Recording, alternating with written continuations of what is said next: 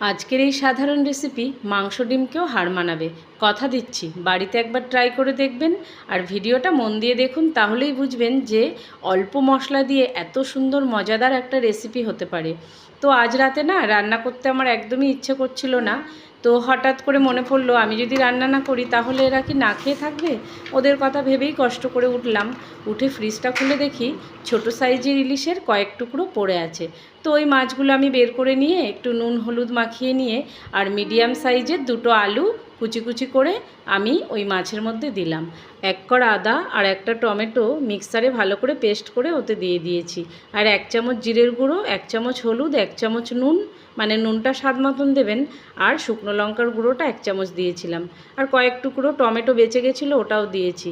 আর একদম কাচ্চি ঘানি সর্ষের তেল দিয়েছিলাম। দিয়ে কিছুক্ষণ ম্যারিনেট করে ঢেকে রেখেছিলাম। তারপরে কড়াইটা আমি ভালো করে গরম করে নিয়ে